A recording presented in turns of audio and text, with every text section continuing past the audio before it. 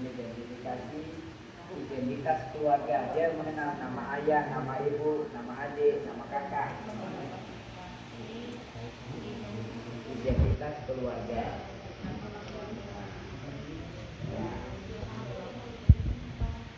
Oke, dari itu masuk ke ATP.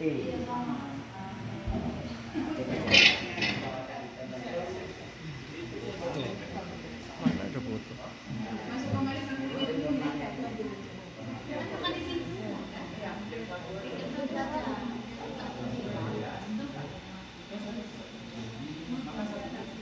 Disediakan nasi yang enggak. Ayo anak kita tadi nak anak. Ya, Bapak Ibu istirahat dulu. Ya. Nanti disambung tapi jangan lama-lama. Nanti Jam 1 balik. Jam 1 masuk lagi ya Bapak dan Ibu. jam 1 selesai kerjanya jam 2 ya. Iya. Siap. Ada materi lagi. Jam 2 sudah masuk asesmen. Betul, Pak. Ini kalau mau makan di sini tak pulang sampai punya boleh.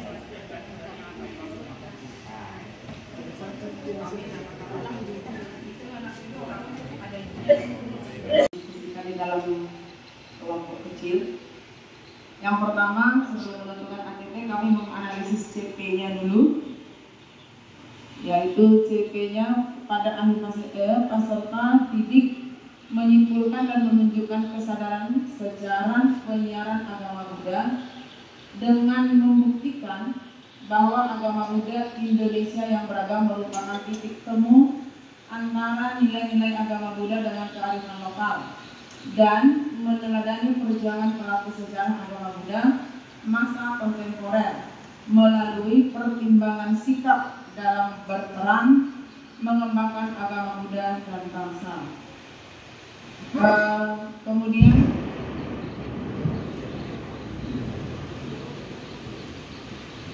hasil analisisnya kami dapatkan 4 kompetensi dengan menggarisbawahi beberapa kata kerja operasionalnya, yaitu kompetensi yang pertama menyimpulkan dan menunjukkan kesadaran sejarah penyiaran agama Buddha.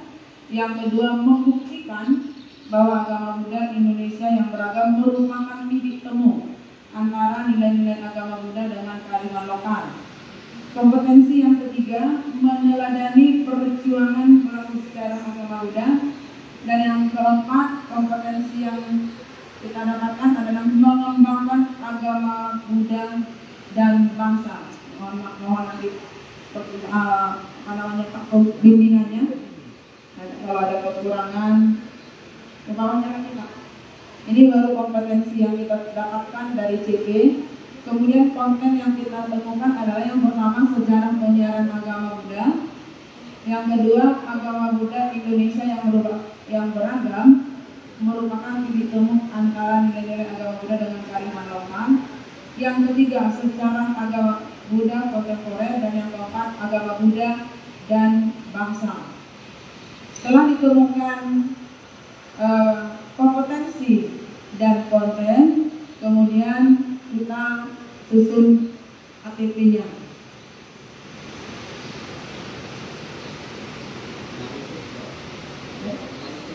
Ya, dianalisis dulu. Nah, ini dia ATP-nya. Capaian pembelajarannya kita tinggal angkat. Kemudian kompetensinya juga tadi sudah kita dapatkan dari menganalisis CP. Materinya juga sudah kita dapatkan, yaitu konten tadi. Tujuan pembelajarannya ini kita tentukan bersama di dalam kelompok. Demikian juga profil pelajar Pancasila kita tentukan melalui dianalisis ya Pak. Dianalisis kompetensinya, materinya, tujuannya, dan kira-kira profil pelajar Pancasila yang mana yang cocok dengan kompetensi tersebut maupun materi tersebut. Kata kuncinya yang pertama Kerajaan Sriwijaya, keberagaman, perjalanan, perkembangan, mencintai dan sejarah tokoh agama Buddha. Glosariumnya ataupun kamusnya ada tentang konsep, badan skematis atau ilustrasi grafis dan sebagainya dan sebagainya. Jam pelajarannya sesuai struktur kurikulum intrakurikuler adalah 3JP. Lalu tujuan pembelajarannya sesuai bimbingan dari Pak narasumber tadi. Coba turun lagi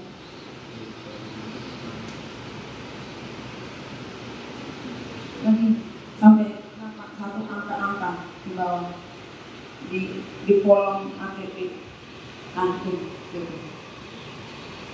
ada satu angka 1. Ini kami buat di sana pada TP 10.11 kami angkakan 1 pada kolom ATP-nya, yang berarti ini adalah kami ajarkan pada pertemuan pertama. Gitu. Tujuan pembelajaran ini kami sampaikan pada pertemuan pertama. Nanti di bawahnya juga ada urutan kedua, pada pertemuan kedua apa, pertemuan ketiga apa, pertemuan keempat dan seterusnya.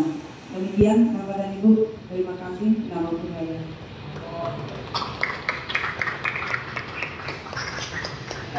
Nah ini kopi ke atasnya ATP Pak. Ini di kopi, silakan di kopi ke atasnya ATP. Nah, langsung kita Pak, jangan nanti nggak bingung. Kopi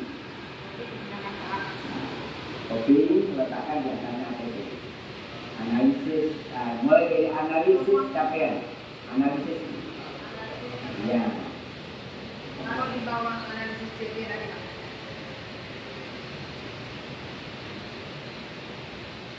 Ya, di atasnya itu. Atasnya Pak, atasnya. Ya, terus ke bawah. Ya, di atasnya ini. Setelah menemukan kompetensi tadi, di bawahnya kompetensi.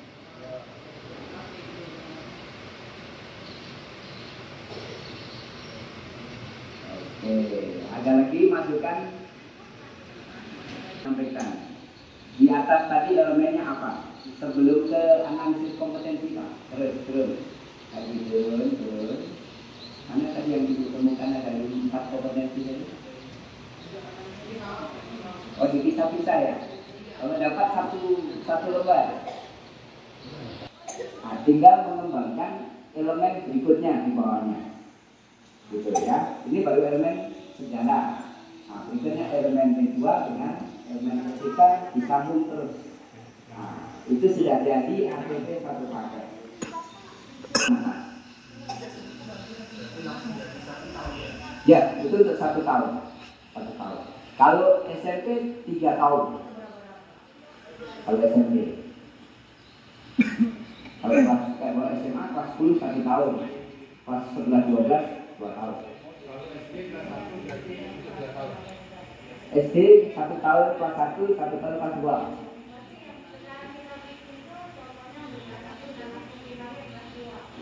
Yang tadi dibagi 2 kelas. Yang sudah ibu bikin fase A tadi dibagi mana yang kelas 1, mana kelas 2. Iya. Nah, nanti yang kelas 2 ibu proyek 2.1. Nah, yang 2.1 kelas 2. Gitu. Ya. Paham ya?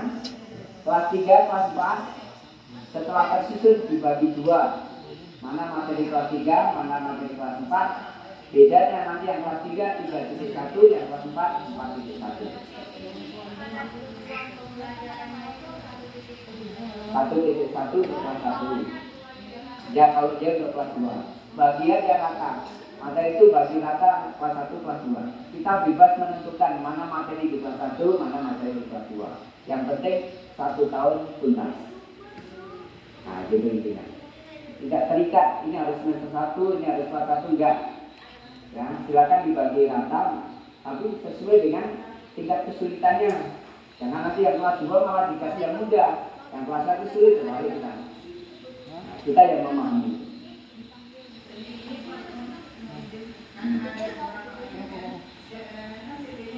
Yang dikembangkan seperti tadi, iya, betul. Ada lagi yang mau bertanya? Karena yang tampil satu orang. Cukup ya? Cukup ya? Saya tanya, sudah mampukah Bapak Ibu menyusun ATP? Kalau belum, saya belum selesaikan. Nggak bisa ya? Teknik menyusun ATP. Satu, pahami capaian pembelajaran.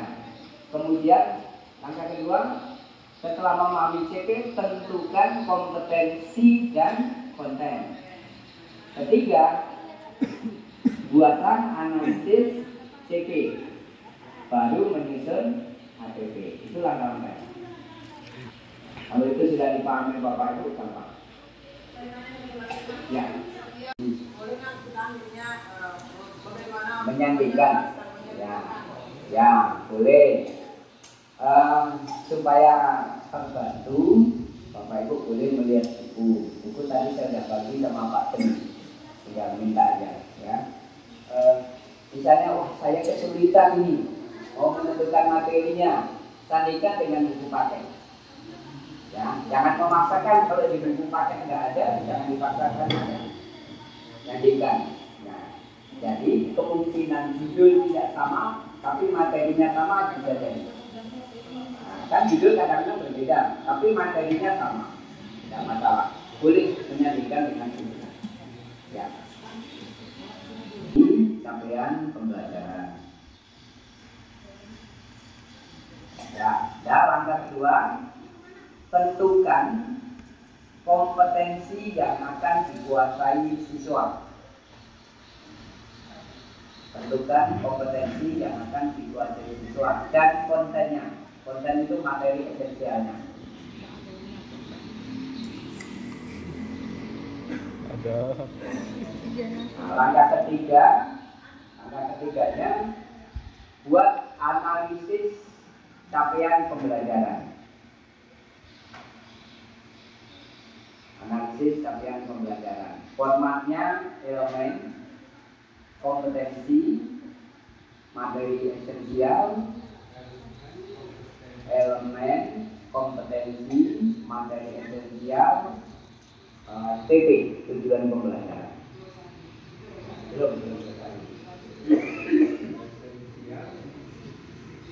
Tujuan pembelajaran.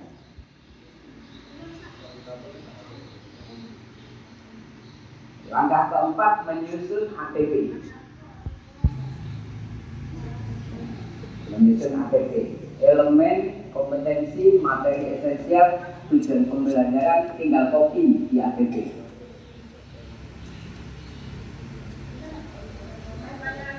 Boleh. Itu ada beberapa sub.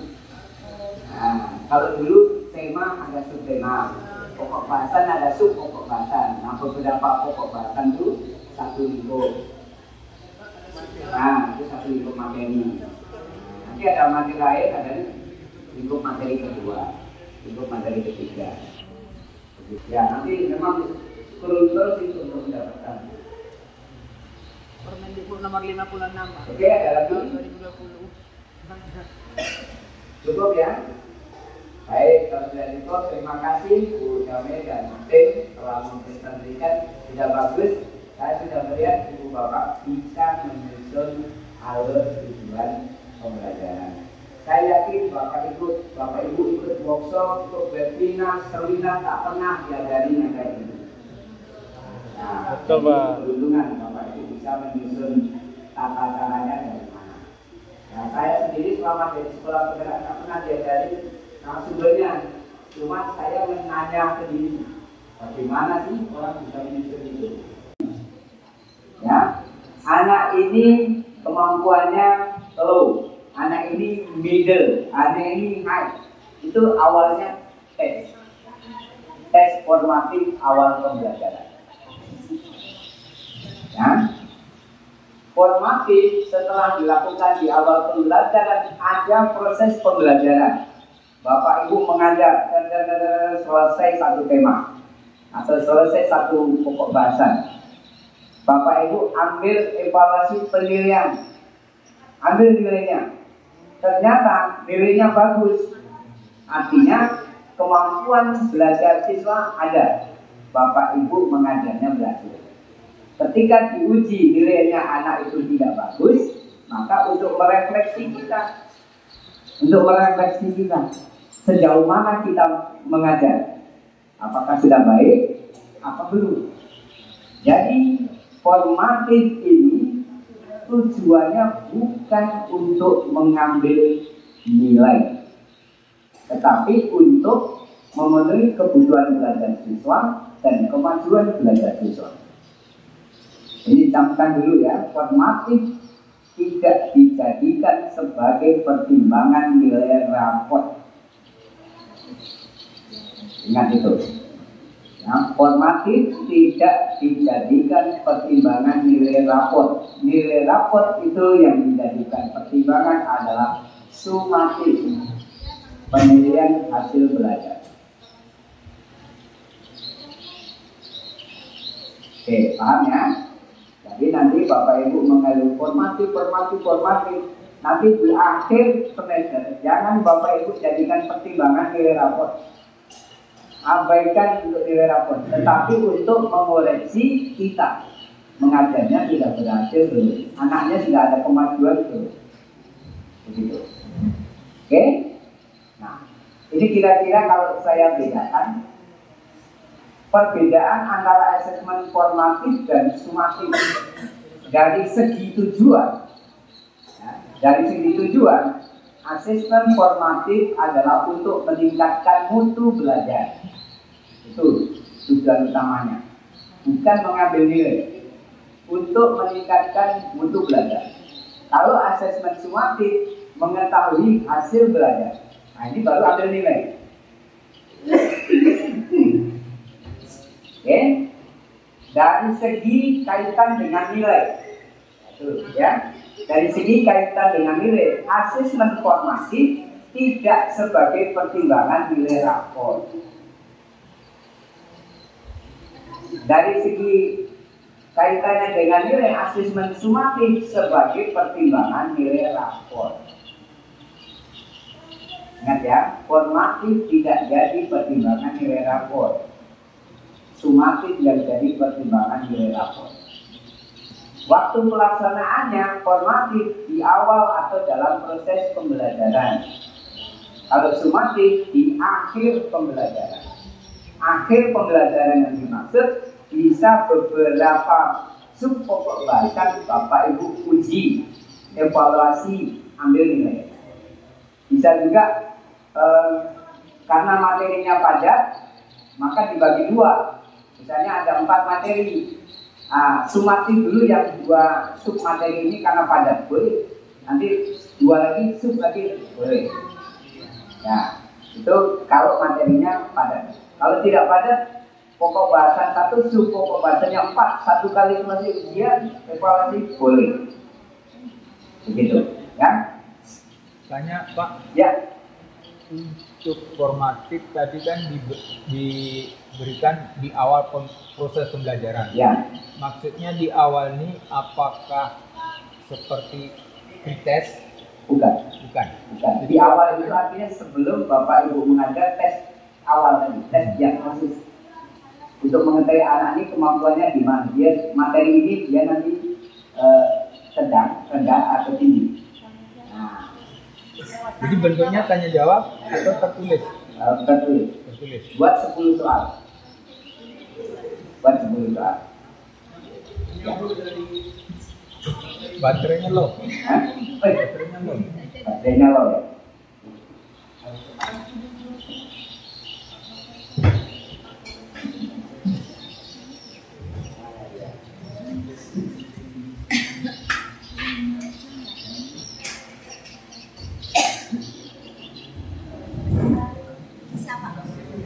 Masih ada satu.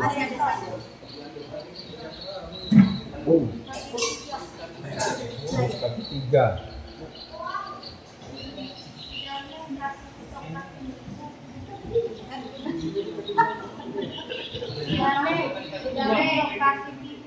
Kasih 3. Itu proyek kelas 3. Kepala 3 itu tuh ada. Ada yang begini. Ingat yang bilang. Dari 2 ke 3 ada nggak? Nah itu.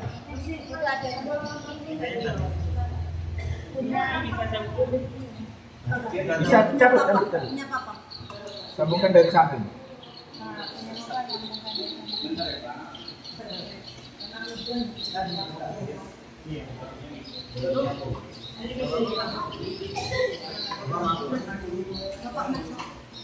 Belum.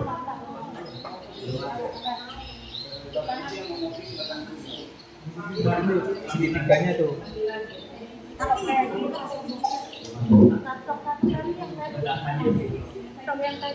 Stok yang merek itu tak boleh. Yang ini nih. Ada bisa diganti?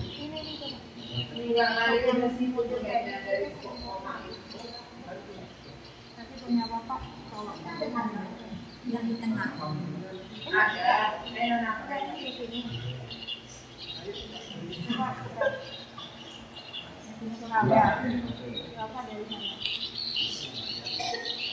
Oke, sip. Dah. Ya, Oke.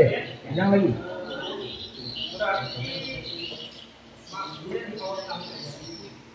boleh di awal tahun pelajaran, boleh di Tadi yang pertama tadi masih. Oh, udah. Untuk tes awal, boleh di awal pembelajaran, boleh setiap mau masuk materi baru, boleh dalam akhir pembelajaran. Kayak latihan gitu. Bagaimana? Kayak soal latihan gitu. Ya, jadi soalnya itu yang mudah-mudah aja, yang ada kaitannya dengan itu. Ya. Oh iya, lanjut, sambil lain. Oke, iya, siap. Wah, saya dikasih. Jadi penilaian tadi untuk menentukan kelompok anak ini kelompok law, Nah, kelompok apa itu di setiap di awal pembelajaran. Ya. materi baru Ya. Atau guru kelas yang mengadakan. misalkan kita masuk ini anggaplah kalau yang kita di dalam buku itu kan bab 1. Nah, Bab 1 itu kan apakah di situ kan ada sub-subnya lagi. ya. Apakah pertama di bab 1 atau semua sub-sub Pertama di bab 1. di bab 1 pertama? Adakan analisis awal. Nah, kalau misalnya guru kelasnya sudah membuat pengelompokan, ya, kita sudah tahu wah ini pula. Kita copy aja. Tentu sama itu. Ya. Nah, kalau guru kelasnya sudah membuat, kita tinggal ikuti aja. Tapi jangan sekali-kali Bapak Ibu bully. Tahu bully ya? Nah, kamu ini kelompok anak bodoh sini, jangan sampai bully. Kamu sedang, kamu gitu. Sehingga Pak Kemenak tadi pas kenapa kita dikenal sepanjang masa pendekatan kita penuh. Selama ini enggak.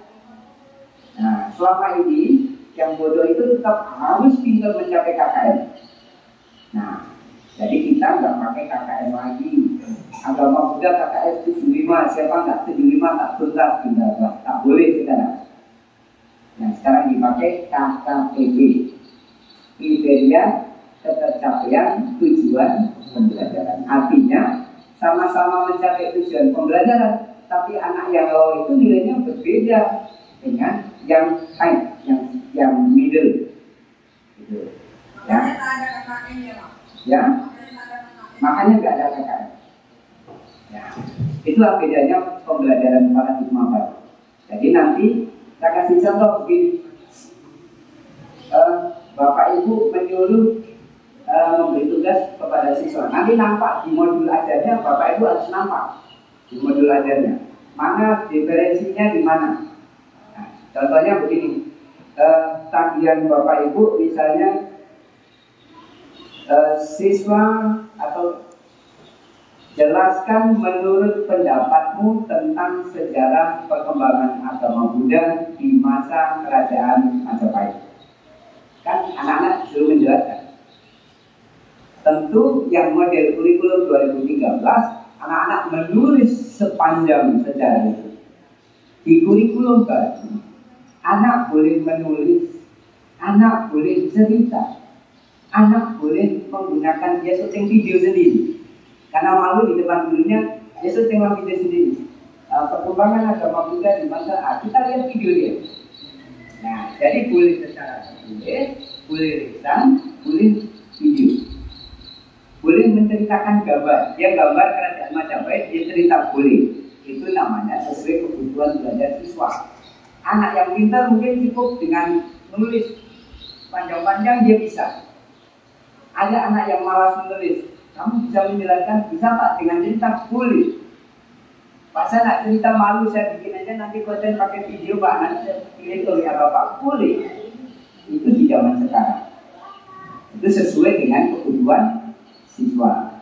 Artinya anak yang, jadi nanti RPP-nya Bapak Ibu bikin siswa dapat menulis, siswa dapat memilih menjelaskan secara tertulis, menjelaskan secara lisan atau video. Begitu caranya. Itu diferensiasi. Kalau dulu bisa mengatakan harus menulis, ya menulis semua. Anak yang tak bisa menulis panjang-panjang gimana? Ya. Ada yang anak hobinya bercerita, gunakan, manfaatkan dia bercerita. Nah, gitu. Jadi tak terikat pada satu sistem. Ya.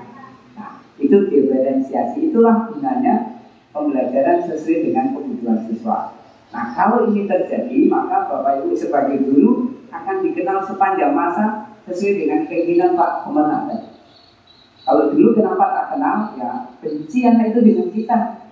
Kalau saya nggak pandai kok dipaksa begini, malas lah. Nah, akhirnya tak tenang. Tapi kalau hari-hari kita dekati anak, gimana nak?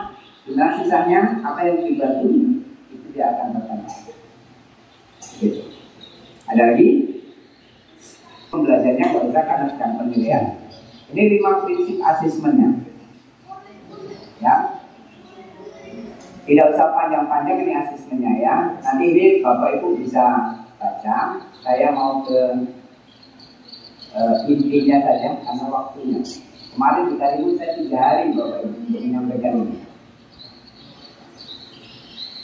Mau nggak jalan?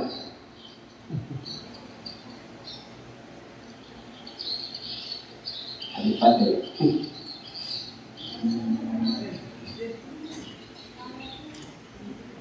Coba.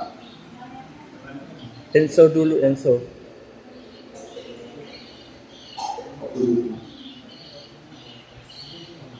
Habis.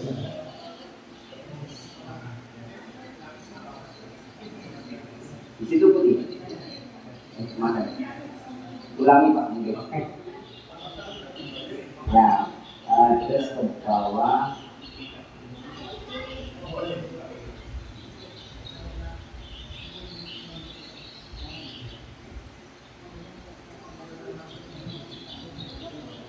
Pak Ibu tadi teorinya. Mengolah hasil asesmen ini yang paling penting ya. Pengolahan hasil asesmen dilakukan dengan memanfaatkan hasil formatif dan sumatif. Mengolahnya ya.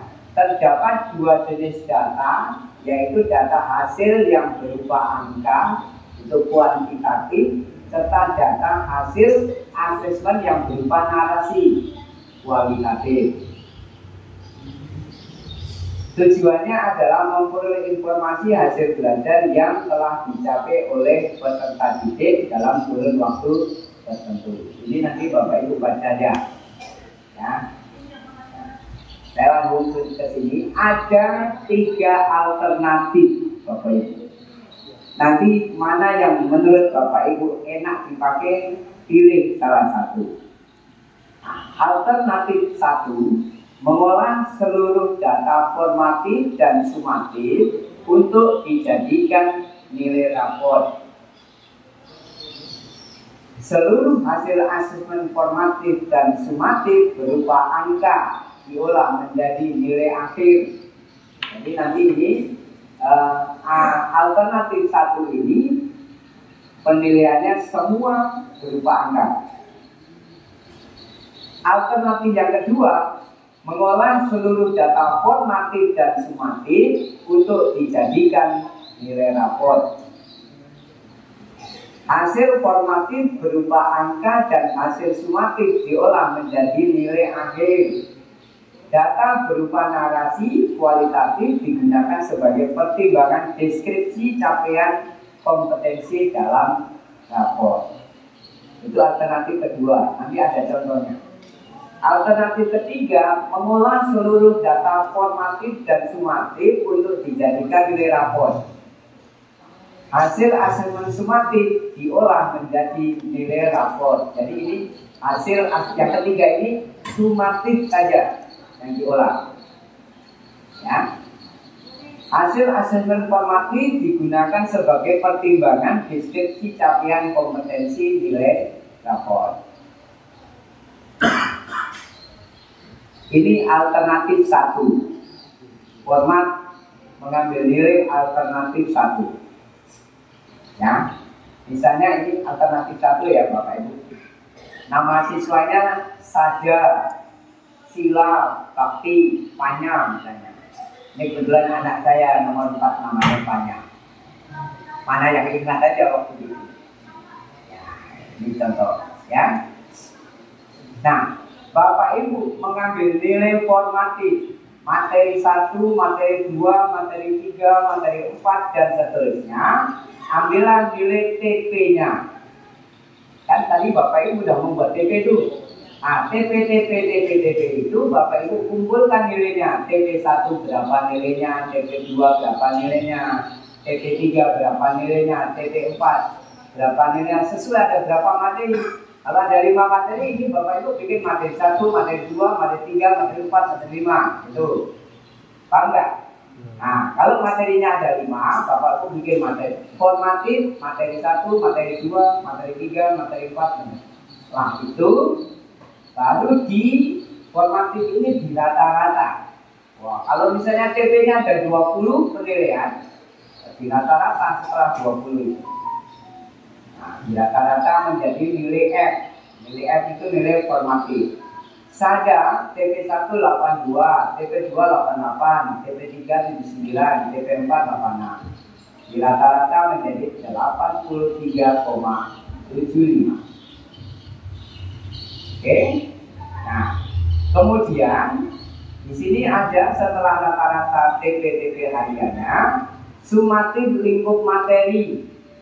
Nah, sumatif lingkup materi 1, 2, 3, 4 sampai 5 dan seterusnya. Sumatif 1, sumatif lingkup materi 1 sekian hasilnya. Sumatif lingkup materi 2 sekian hasilnya. Ya, ini penilaian sumatif. Artinya penilaian ini materi 1 itu kan ada beberapa sub. Nah, selesai beberapa sub jadi lingkup materi 1. Ini beberapa sub jadi lingkup materi 2. Nah, diambil nilainya sub 1, sumatif 185, sumatif 2 83. Di rata-rata nilainya 84. Oke. Masuk ke sumatif akhir semester. Setiap semester itu sumatif akhir semester. Nah, sumatif akhir semesternya itu non tes atau tes. Bapak Ibu isi kalau misalnya sumatifnya nggak pakai tes tapi pakai non tes, ya isi di sini. Kalau pakai tes sumatifnya isi di sini. Isi dua-duanya rata-rata di sini. Ya, kalau ada dua-duanya, ya isi dua-duanya rata-rata di sini. Jadi ini nilai sumatif akhir semester. Di rata-rata 75. Nah, baru dirumus Bapak Ibu, nilai raportnya adalah formatif plus sumatif plus sumatif akhir semester. Itu ya. Dibagi rata, dibagi 3. Hasilnya 81. Ya, kira-kira paham nggak sampai di situ? Ini alternatif 1 ya. Kalau Bapak Ibu menggunakan alternatif 1, inilah formatnya. Oke.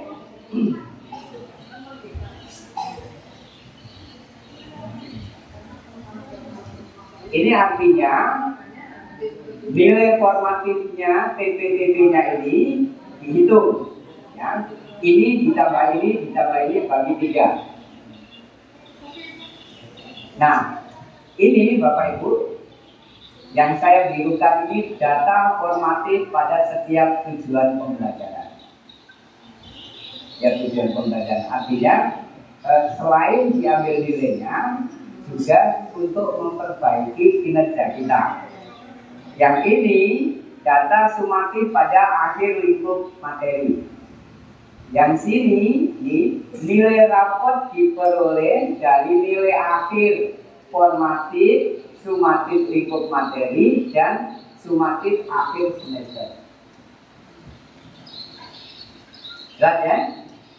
Pembobotan dalam penghitungan nilai rapot ditentukan oleh satuan pendidikan. Kalau tak mau bagi 3, misalnya, Pak, saya sumatif akhir semester sana kalikan 2, boleh. Tinggal dibagi aja. Nah, kayak rumus kurikulum 2013, boleh. Nah, karena di sini bunyinya pembobotan dalam pengaturan nilai ditentukan oleh satuan pendidikan. Tentu orang mau cari yang paling praktis tapi tidak mengurangi nilai. Nah, ya. Ini nilai alternatif 1 mengolah seluruh data formatif dan sumatif. Mengolah data formatif dan sumatif.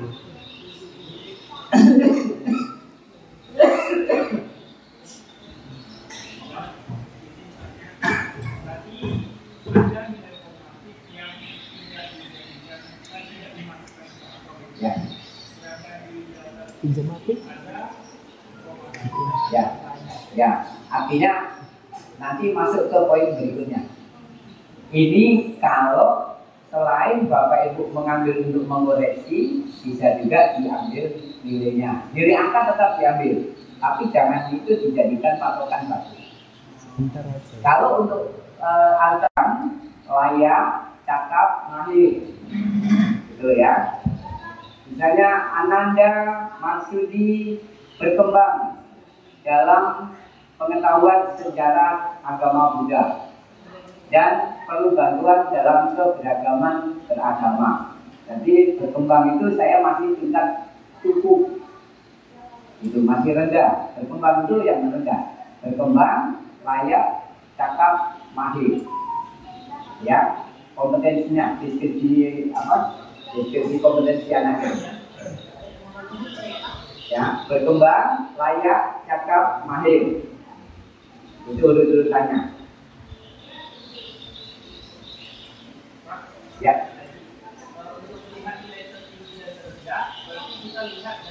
Dari TP. Ya, TP-nya ini. Dari TP-nya aja. Ya, dari informasi saja. Dilihatnya. Mana yang misalnya ada 20 TP, mana yang tujuan tertingginya? Nah, cari yang tertinggi. Terendahnya mana? Cari yang terendah. Baru bikin deskripsinya.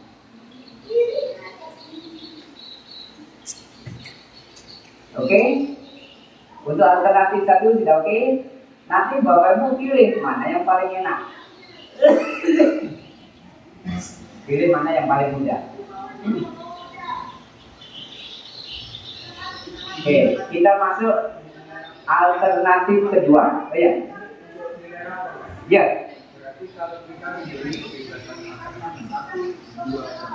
Pilih. Ya. Ya. Berarti antara sekolah A, B, dan C Bisa berbeda.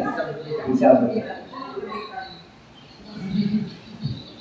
Tinggal mau pilih yang mana. Ya, kita masuk alternatif 2. Saya mau minum kopi. Tetap dinampakkan atau daftar nilainya dipisah. Boleh. tapi kalau yang alternatif penawaran Ya, yang pakai data alternatif penawaran ini gimana semua?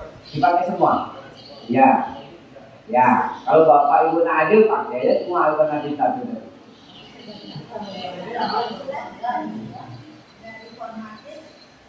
Formatif tetap Bapak Ibu ambil nilainya, tapi di format sendiri. Tetap dijadikan pertimbangan kita mengajar. Tetap diambil, tetapi tidak dijadikan pertimbangan nilai rapor.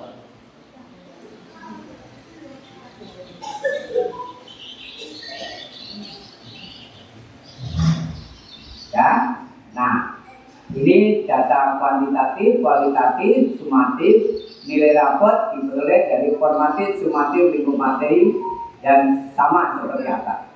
Pembobotan diserahkan ke satuan pendidikan masing-masing.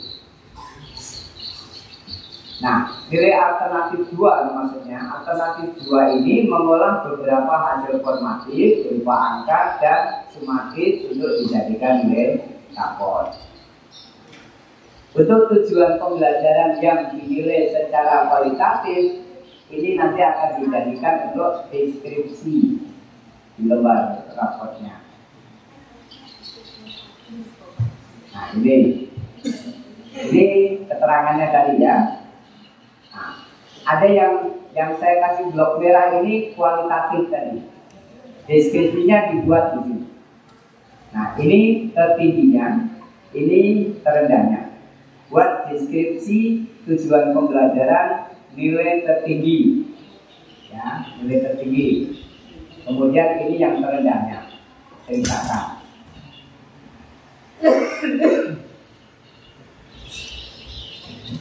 Sama, ya. Alternatif 2, alternatif 3. Nah, ini alternatif 3. Formatif langsung bilang, tapi dibukukan sendiri. Gitu. Alternatif 3, nama siswa, kemudian sumatif lingkup materi langsung. Sumatif lingkup materi, sumatif 1, sumatif 2, 3, 4. Di rata-rata sumatif akhir semester hasilnya berapa? Dapat nilai.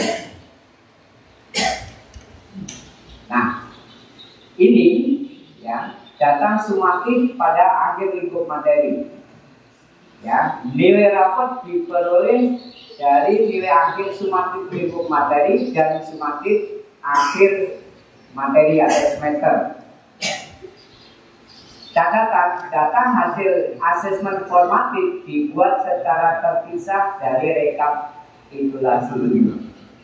Dibuat terpisah, tetap ada walaupun sini tak nampak, tapi tetap ada dibukukan tersendiri penilaiannya. Nah, hasil asesmen formatif akan digunakan sebagai pertimbangan deskripsi. Formatif tadi yang dipisah itu dijadikan sebagai pertimbangan deskripsinya. Mana tertinggi dan mana terendah. Alternatif ketiga ini mengolah seluruh data sumatif untuk dijadikan nilai rapor. Selesai Bapak Ibu penilaiannya. Yang tadi Bapak Ibu ragu-ragu tidak paham. Ada pertanyaan? Ya, tergambar kan sekarang? Alhamdulillah kata orang itu. Alhamdulillah.